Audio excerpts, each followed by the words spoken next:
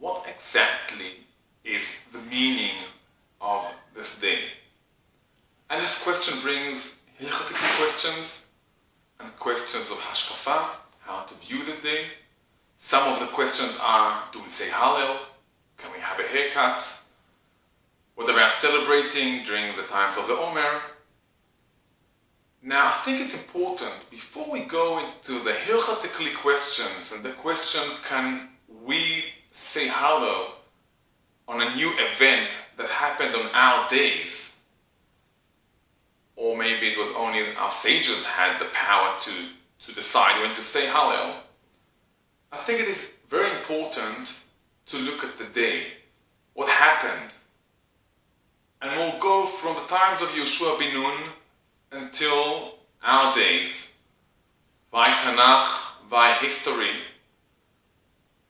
And I think it's impossible, just impossible, to look at Yom HaAtzmaut, to understand Yom HaAtzmaut, without viewing all of the history of our nation. So here's the history. Let's begin.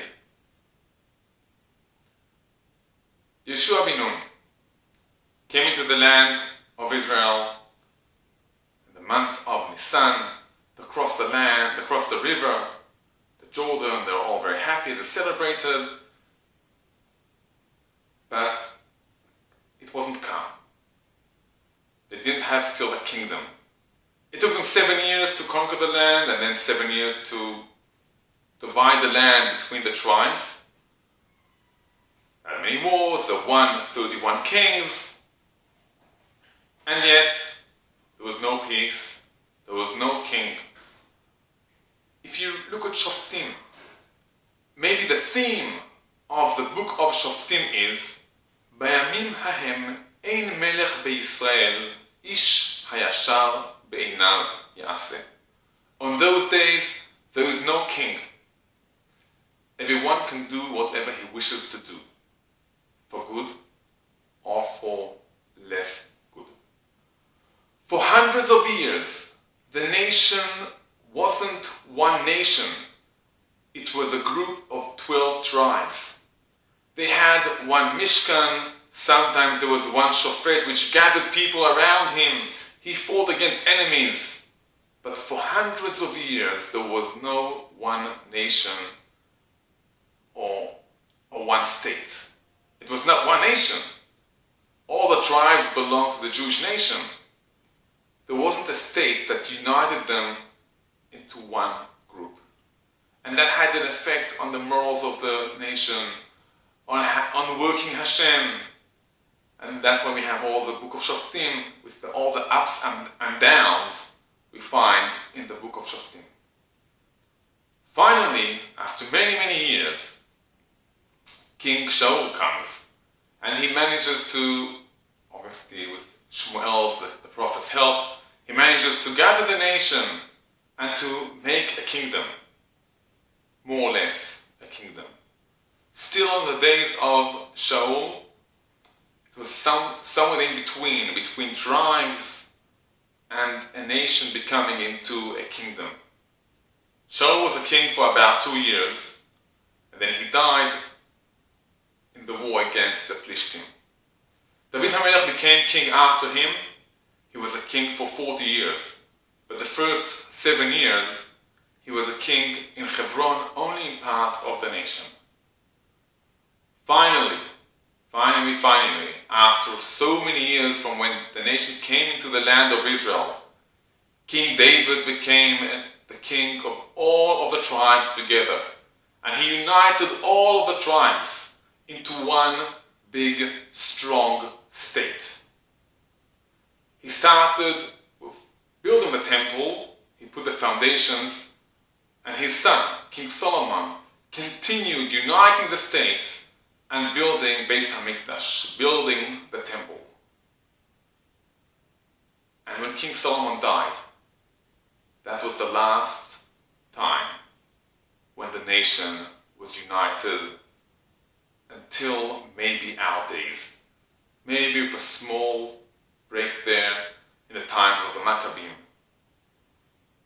From when King Solomon died, from when Shlomo HaMelech HaMelech died, we did not have one nation with one kingdom that was independent. And that is the bottom line for Yom HaAtzmaut. Something we should remember. We'll continue on in history. Let's just remember this fact.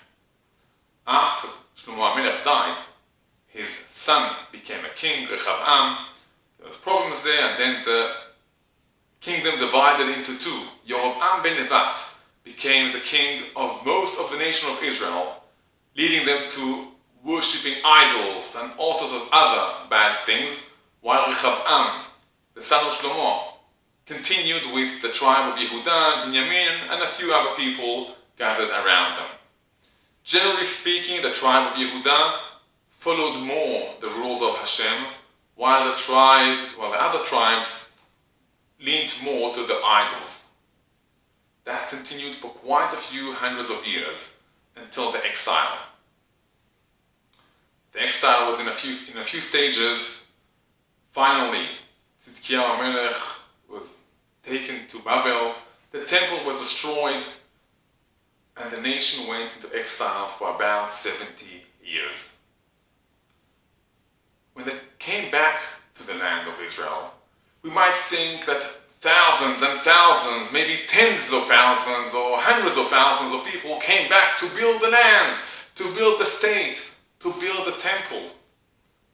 Actually, there were only a few tens of thousands, and they had so many problems around them. It was so difficult that you can certainly understand why they didn't celebrate. Somewhere there in between, we have the story of Purim.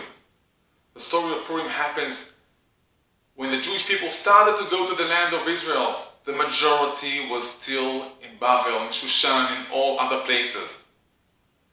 And they were chased by Haman. We know the story of Purim. We just don't always know to place it in history. So, the Purim story was after already the Jewish people tried to build the temple and they were stopped. The Gemara in Megillah asks, why don't we say Hallel on Purim? And the Gemara brings three answers. One answer is that reading the Megillah, that is like reading the Hallel. Another answer is, we don't say Hallel on a miracle that was out of Israel. And the miracle of Purim happened in Shushan. And another answer, which is very important for us, is Adain Avdei Achashverosh Anan. We are still the slaves of Achashverosh. Now, if we just read the Megillah, Megillat Esther, we don't really understand this answer. What does the Gemara mean? We are still the slaves of Achashverosh. Mordechai comes out, he's dressed with those nice clothes. The Jews are able to fight against all of the enemies. Everything is so happy. Purim is such a happy day. How could the Gemara say we are still the slaves of Achashverosh? Some people who didn't learn Tanakh, especially if they didn't learn Ezra, Nehemiah, Divrei Yamim, or maybe all of the Nevi'im to see things in proportion, might think that today we're in the same state exactly. We are still the slaves of other nations. We still have the United Nations. We need to think about them. The state of Israel can't just do whatever it wants to do. But then when you put Purim, when you place Purim in the correct place in history, you understand exactly what the Gemara means. In the times of Purim, the Jews were still the slaves of Achashverosh. A Jew wants to go to Israel? Stop. Who said you can go to Israel? Jews want to build a temple or house in Israel? Stop. You need permission from Achashverosh. Jews want to learn Torah, to judge according to the Torah law. Stop. You need permission from Achashverosh. it wasn't so simple. Only after the miracle of Purim, the king lets Ezra go to the land of Israel and gives him permission to teach Torah and to judge people by the law of Torah. On the days of Purim, and for many years later, the Jews were still the slaves of Ahasuerus.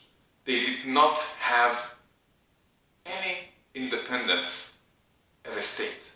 And it continued like that even after they built the temple. Even when the Greek came to power, it continued more or less until the days of the Hashmonaim, of the Maccabees. In the War of Hanukkah, we know the story of Hanukkah. The Greek tried to fight against the Jewish people. They tried to stop us from keeping Torah. They tried to destroy all of our Judaism. And then stand up a few soldiers, not so many, only a few thousand, and fight against the Greek and win and purify the temple and light the menorah and have the miracle. And the oil lights for 8 days. But also something else happened. For the first time in many, many years, the Hashmonaim got some kind of independence. Also, that didn't happen straight away. It took quite a few more years since they purified the temple and until they managed to fight for the independence that it happened. And the Rambam states, "V'chazra malchut liYisrael," the kingdom came back to Israel for more than 200 years. Yater al 200 shana, until the second temple was destroyed. And if we look in history, even those 200 years, even those years of independence were far, far, far from what we call today independence.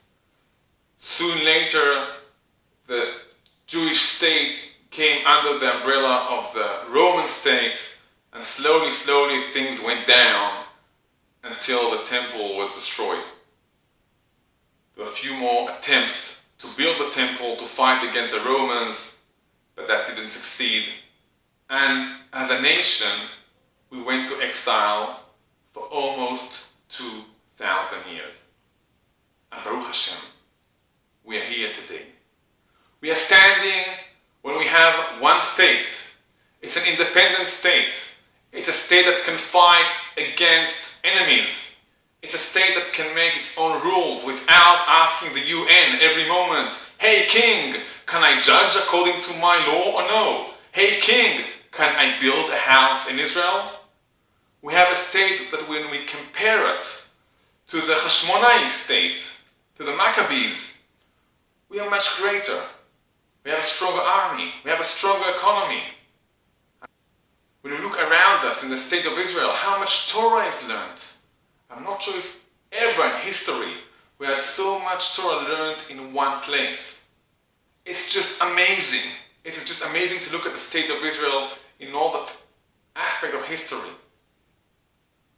It's amazing to think about it, that in the 3,000 years that the Jewish nation exists, for most of the time, we did not have one kingdom or one state that united all of us together. From the times of Yehoshua ben Nun until the times of King David, we didn't have one kingdom. And from King Solomon, from Shlomo HaMelech, until maybe the Hashmonaim, and maybe till today, we did not have one kingdom. And Baruch Hashem, now we have. So, I'm not going to go now to the question, if we say Hallel with the bracha, without the bracha, can we hear music during Sfirat HaOmer, during the days of the Omer? Do we say Tachnun, no Tachnun? One thing is certain. Thanking Hashem. Look at history. Look at what we have now. It's not so simple to have a state. But it is very simple to say, Hashem, thank you very appreciate what you've done for us. We appreciate all the good things you've done for us. Thank you, Hashem. And Yom HaAtzmaut Sameach.